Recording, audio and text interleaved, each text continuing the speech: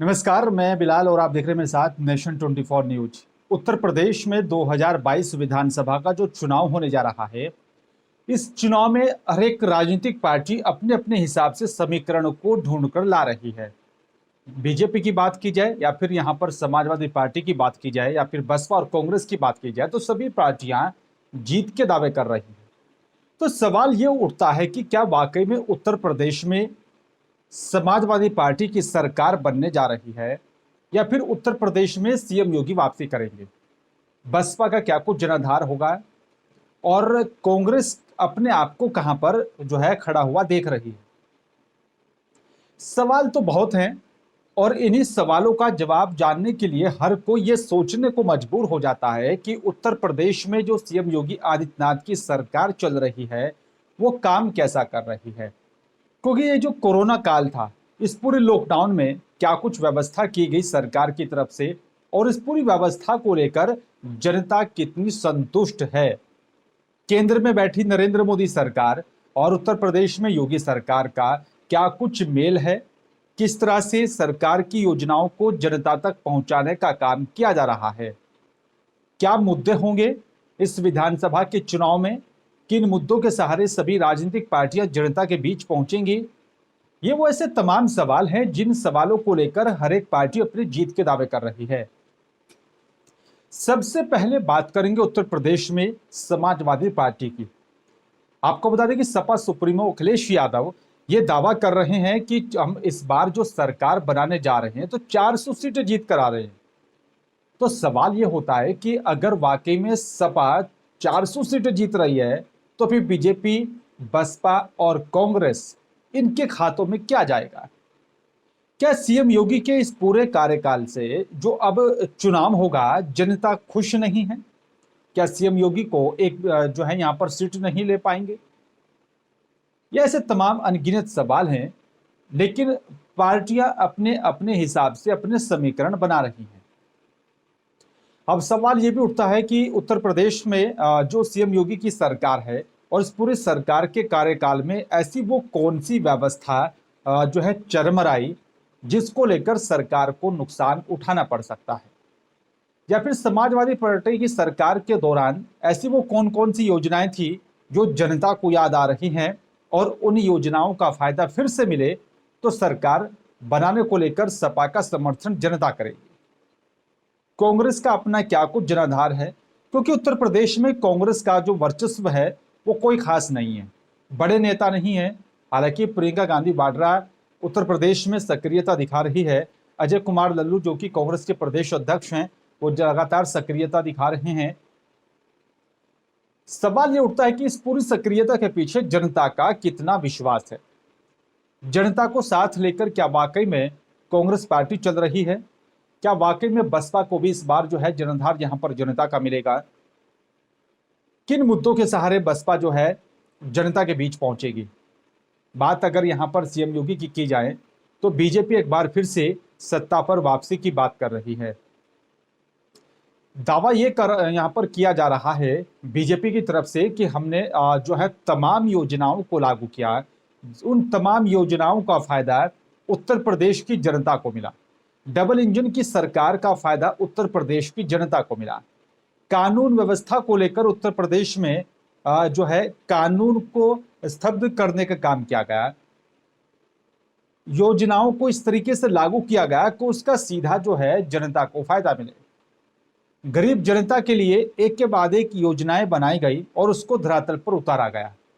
केंद्र और राज्य दोनों मिलकर उत्तर प्रदेश की जनता के लिए अच्छा काम कर रहे हैं। लेकिन क्या वाकई में उत्तर प्रदेश की जनता को सबका साथ सबका विकास मिला है? क्या वाकई में डबल इंजन होने का फायदा उत्तर प्रदेश की जनता को मिला है? क्या वाकई में एक बार फिर से उत्तर प्रदेश की सरकार यानी का लखनऊ में एक बार फिर से वापसी करेंगे सीएम योगी? ये तो आने वाला कल बताएगा। लेकिन जब उत्तर प्रदेश के विपक्ष की बात की जाती है तो विपक्ष लामबंद हो जाता है, सड़कों पर उतर जाता है और सरकारों को घेरने की कोशिश की जाती है। विकास के नाम पर, रोजगार के नाम पर, कानून व्यवस्था के नाम पर। दावा ये किया जाता है पूरे विपक्ष की तरफ से कि सरकार ने जो दावा और वादा जनता से किया था, तो जनता से उन सभी वादों को पूरा नहीं किया गया। नाम बदले जा रहे हैं, विकास नहीं हो रहा है, युवाओं को रोजगार नहीं दिया गया। इस तरह के आरोप जो है विपक्ष की तरफ से लगाए जाते हैं। लेकिन सवाल ये उठता है कि क्या वाकई में विपक्ष के जो ये दावे हैं वो सच हैं? क्या वाकई में जो है उत्तर प्रदेश में विकास नहीं हुआ? कानून व्यवस्था को लेकर जो स्थिति बनी हुई है, कुछ इस तरह के मामले जो है योगी सरकार के कार्यकाल में सामने आए, जिसने पूरे उत्तर प्रदेश को हिलाकर रख दिया।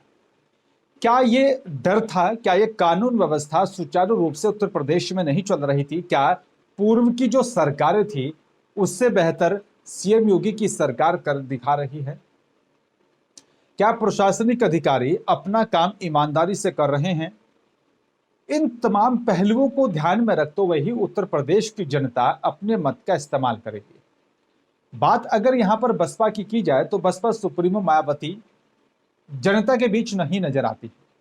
जब चुनाव आता है तब मुखर हो जाती हैं, ट्वीट की जाते हैं या फिर अपने दफ्तर से जनता को संबोधित कर दिया जाता है। क्या अब इन्हीं इस तरह से जनता का भरोसा जीतने में बसपा सुप्रीमो मायावती कामयाब हो पाएंगी? जनता का मूड क्या है, जनता क्या चाहती है, समीकरण क्या बन रहे हैं, उसको कैसे तैयार किया जाएगा?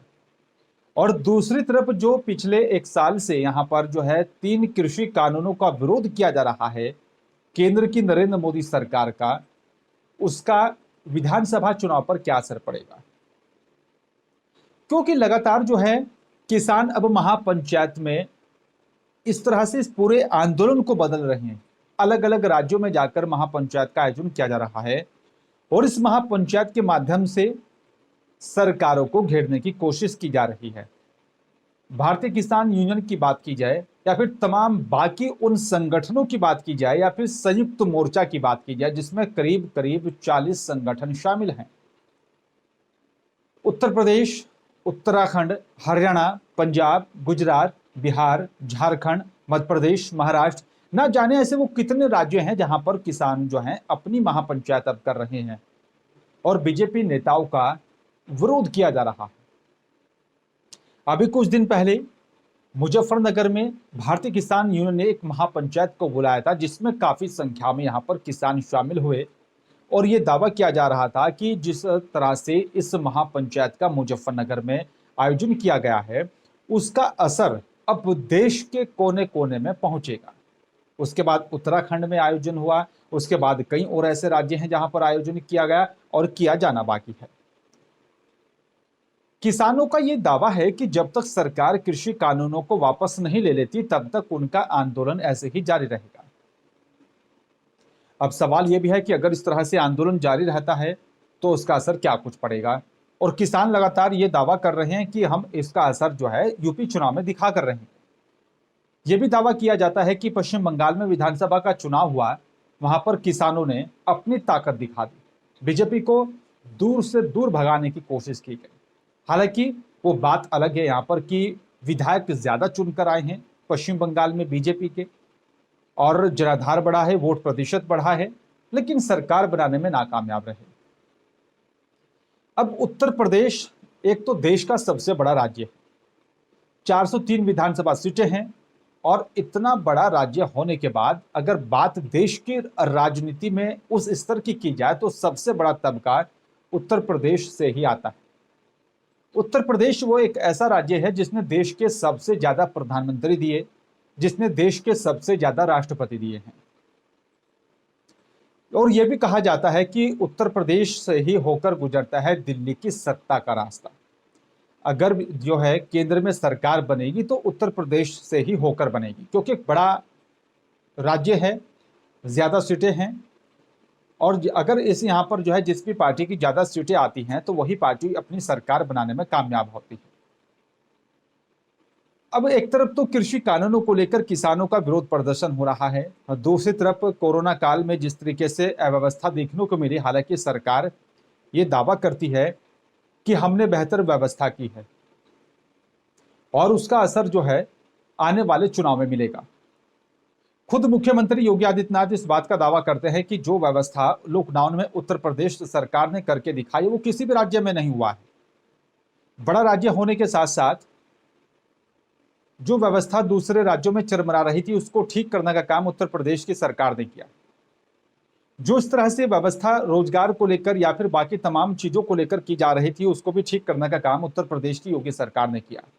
लेकिन बात अगर अखिलेश यादव की यहां पर की जाए तो अखिलेश यादव या फिर पूरी समाजवादी पार्टी की बात की जाए, समाजवादी पार्टी के नेताओं की जाए, बीजेपी को अलग अलग मुद्दों पर घेरते हुए नजर आते हैं।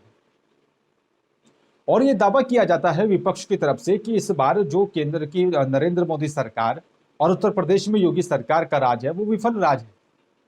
युवाओं को रोजगार नहीं दिया गया और रोजगार देने की बात कही गई थी जब विधानसभा का चुनाव होने जा रहा था, उन बातों का क्या हुआ?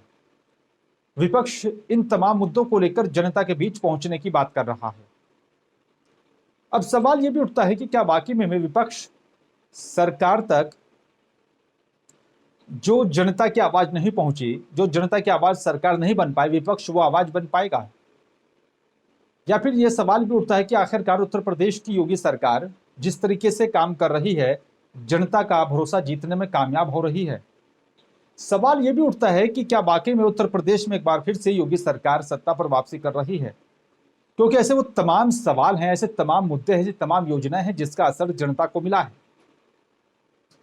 चाहे वो फ्री राशन की बात हो, चाहे वो 3 तलाक के मुद्दे की बात हो, या वो केंद्र सरकार की धारा 370 की बात हो, ऐसे वो तमाम जो है पहलू हैं और जिसको लेकर सरकार उन्हीं मुद्दों के आधार पर जनता से वोट मांगेगी।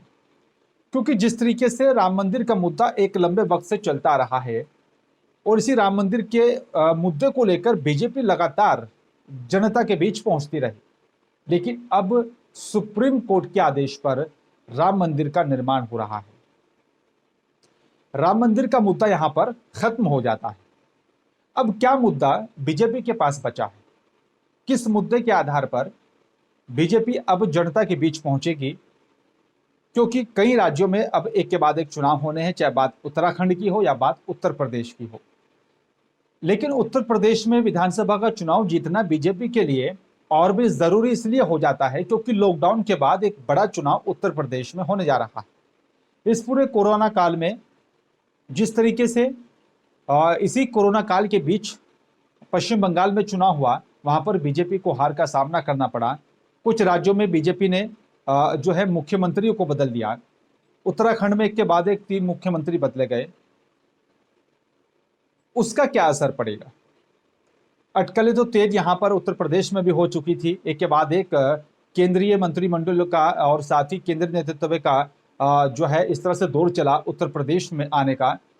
कयास ये लगाए जा रहे थे कि उत्तर प्रदेश में कुछ बड़ा होने जा रहा है, लेकिन केंद्र के नेतृत्व ने योगी सरकार पर भरोसा किया, योगी सरकार की योजनाओं पर भरोसा किया कि जो योजनाएं योगी सरकार की चलाई जा रही हैं वो जनता के हक में, जनता पर भरोसा कायम किया जा रहा है। सबका साथ सबका विकास, इस बात को सच करने की कोशिश की जा रही है। लेकिन युवा वर्ग अगर बात की जाए रोजगार को लेकर, रोजगार जो देने की बात कही गई थी, युवाओं को रोजगार दिया जाएगा, काला कानून वापस लाया जाएगा, उसको लेकर के विपक्ष जो है मुद्दा बना सकता है।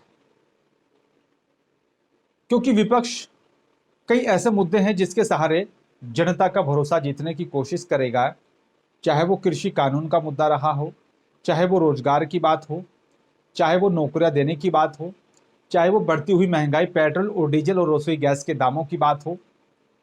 इन मुद्दों पर सरकार को घेरने की कोशिश जो है वो विपक्ष की तरफ से की जानी है और इन्हीं मुद्दों के सहारे जनता का भरोसा जीतने की यहां पर कोशिश की जाएगी। लेकिन जनता जनार्दन है, जनता का मूड क्या है, जनता क्या चाहती है, वो आने वाले वक्त में पता चलेगा। लेकिन जिस तरह से बदलाव किया गया, मंत्रिमंडल का विस्तार किया गया उत्तर प्रदेश में, और जब केंद्र के मंत्रिमंडल का विस्तार हुआ तो 6 मंत्री उत्तर प्रदेश से ही बनाए गए। जातीय समीकरण को साधने की कोशिश की गई। ताकि उसका असर और प्रभाव जो है उत्तर प्रदेश में होने वाले विधानसभा के चुनाव में देखा जाए। लेकिन ये कितना कारगर साबित होगा, जो फंडामेंटल ये अपनाए जा रहे हैं उसका क्या असर पड़ेगा। जातीय समीकरण के आधार पर अगर बात उत्तर प्रदेश में की जाए तो कौन सी पार्टी को सबसे ज्यादा जो है साथ जनता का मिलेगा, क्योंकि रोजगार, विकास, महंगाई, इसको लेकर कहीं ना कहीं जनता परेशान तो हो रही है। पेट्रोल के दाम आसमान छू रहे हैं, डीजल के दाम जो है वो आसमान छू रहे हैं, और अब सीएनजी के भी दाम लगातार बढ़ने लगे हैं। खाद्य सामग्रियां कुछ ऐसी हैं जिनके दाम भी बढ़े हैं और रोजगार कम हुए हैं, क्योंकि इस पूरे लॉकडाउन में, कोरोना काल में कुछ ऐसी कंपनियां हैं जो बंद हो गई हैं, जो है लोगों की नौकरियां छूट गई हैं, रोजगार खत्म हो गए, लेकिन महंगाई में बढ़ोतरी हुई। इस महंगाई का असर सरकार को ले डूबेगा या फिर सरकार एक बार फिर से वापसी करेगी? कैसे जनता का भरोसा जीता जाएगा? क्योंकि कुछ सरकार की योजनाएं ऐसी हैं जिनका सीधा असर जो है वो जनता पर पड़ रहा है, कुछ योजनाएं ऐसी हैं जिनका फायदा जनता को मिल रहा है। लेकिन जिस तरीके से फ्री में राशन देने की बात कही जा रही थी, तो कुछ शहरों से इस तरह की तस्वीरें निकलकर सामने आई कि जो फ्री में राशन दिया जा रहा है वो सभी को नहीं मिल पा रहा है। लेकिन सरकार ये कोशिश कर रही है कि सभी को फ्री में राशन दिया जाए जो पात्र लोग हैं। लेकिन युवा वर्ग की अगर बात की जाए तो युवाओं को कितना रोजगार मिला, युवा का मन क्या कहता है, युवा वर्ग इस बार किस पार्टी के साथ जा रहा है, कौन सी ऐसी वो राजनीतिक पार्टी है जो युवा वर्ग को लुभाने में कामयाब होगी, ऐसी वो कौन सी योजना है जो सबसे ज्यादा प्रभावित हो रही है, जिसका सबसे ज्यादा असर जनता पर पड़ रहा है, जिसका सबसे ज्यादा फायदा जनता को मिल रहा है। उन तमाम योजनाओं को लेकर जो दावे और वादे योगी सरकार की तरफ से किए जाते हैं, क्या वाकई में वो सच में धरातल पर उतारी जा रही हैं? क्या वाकई में प्रशासनिक अधिकारी सरकार के नियमों को जनता पर थोप रहे हैं या फिर सही तरीके से उनको लागू कर रहे हैं? उत्तर प्रदेश में कानून व्यवस्था को लेकर क्या हालात है? क्योंकि जब उत्तर प्रदेश में 2017 में विधानसभा का चुनाव हो रहा था, उस दौरान बीजेपी ये दावा कर रही थी कि उत्तर प्रदेश में गुंडा राज है, कानून व्यवस्था नहीं है, जिसको सुचारू रूप से बीजेपी की सरकार बनने के बाद चलाया जाएगा। महिलाओं की सुरक्षा को लेकर बात कही गई थी, महिलाओं की सुरक्षा को लेकर यह दावा किया गया था कि मां बेटियां अब सुरक्षित रहेंगी, क्योंकि उत्तर प्रदेश के मुख्यमंत्री योगी आदित्यनाथ बन चुके हैं और कानून व्यवस्था को सुचारू रूप से चलाने की बात कही जा रही है। लेकिन सवाल ये उठता है कि क्या वाकई में उत्तर प्रदेश में कानून व्यवस्था सुचारू रूप से चल रही है? ये दावे तब खोखले साबित हो जाते हैं जब हाथरस जैसी घटना सामने आती है, जब घटना बरेली जैसी सामने आती है, जब बेटियों के साथ दरिंदगी होती है, तब कानून व्यवस्था को सुचारू रूप से चलाने वाले जो दावे थे उनकी हवा निकल जाती है। तो कानून व्यवस्था को लेकर विपक्ष जो है मुद्दा बनाने जा रहा है। अब कांग्रेस के पास क्या बचता है? कांग्रेस के पास ऐसी क्या योजना है जिसको लेकर जनता के बीच पहुंचेगी कांग्रेस, जिसको लेकर जनता से वोट मांगने की कोशिश में है? क्योंकि एक लंबे वक्त से उत्तर प्रदेश में लगातार कांग्रेस का वर्चस्व घटता गया। हालांकि अगर बात यहां पर उत्तर प्रदेश में समाजवादी पार्टी बसपा की जाए तो जनाधार हासिल करने की पूरी कोशिश की जाएगी, लेकिन पूर्ण बहुमत की सरकार क्या वाकई में सपा बना पाएगी? क्या वाकई में बीजेपी पूर्ण बहुमत की सरकार बनाकर वापसी करेगी, या बसपा पर जनता भरोसा करेगी? क्योंकि कई ऐसे खुले मंच से सीएम योगी आदित्यनाथ ने कहा है कि हम वापसी कर रहे हैं, जनता का भरोसा जीतने में हम कामयाब हुए। लेकिन लगातार पूर्व मुख्यमंत्री अखिलेश यादव सपा सुप्रीमो ये दावा करते रहे हैं कि हम जितने भी क्षेत्रीय दल हैं उन सभी को साथ में लेकर चलेंगे। ये दावा करते रहे अखिलेश यादव यहां पर कि जितनी भी छोटी पार्टियां हैं उनका हम अपने साथ विलय करेंगे, उनको अपने साथ लेकर जनता के बीच पहुंचेंगे। लेकिन सवाल यह भी उठता है कि लोकसभा और विधानसभा के चुनाव में समाजवादी पार्टी ने गठबंधन किया, लेकिन जनता ने नकार दिया। तो इस बार क्या जनता भरोसा करेगी? ऐसा वो कौन सा मुद्दा है सपा के पास जो कि गठबंधन छोटे दलों से करने के बाद जनता का भरोसा जीतने में कामयाब होंगे? ऐसे वो कौन से मुद्दे हैं जिसको जनता तक पहुंचाने में कामयाब होंगे? और अगर जनता ने इस गठबंधन पर लोकसभा और विधानसभा के चुनाव में भरोसा नहीं किया, तो इस बार होने वाले विधानसभा के चुनाव में क्या वाकई में भरोसा कर पाएगी जनता? क्या सपा जनता का भरोसा जीतने में कामयाब होगी? गठबंधन जो हो रहा है उसका फायदा होगा? क्योंकि जिस तरीके से बीजेपी लगातार जो है योजनाओं को जनता के लिए दावा करती है कि उत्तर प्रदेश में जो योजनाएं चल रही हैं, चाहे वो केंद्र सरकार की योजना हो या फिर उत्तर प्रदेश की योगी सरकार की योजना हो, सभी योजनाओं को धरातल पर उतारकर उसका फायदा जनता को पहुंचाने के लिए किया जा रहा है। लेकिन दूसरी तरफ जिस तरह से तस्वीरें हमने लॉकडाउन में देखी, रोते बिलखते हुए परिजनों को देखा, क्या जनता वो भूल गई है?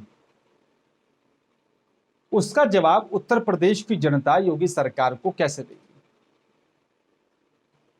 बात अगर व्यवस्था की इस पूरे लॉकडाउन में की जाए तो सरकार को कितने नंबर उत्तर प्रदेश की जनता देती है? क्योंकि विपक्ष तो हर मोर्चे पर सरकार को विफल होने की बात करता है। यह कहा जाता है विपक्ष की तरफ से कि सरकार हर मोर्चे पर फेल साबित हो रही है। यह कहा जाता है विपक्ष की तरफ से कि सरकार जो है रोजगार देने में नाकामयाब हुई है। पूरा विपक्ष लामबंद हो जाता है किसानों के आंदोलन को लेकर।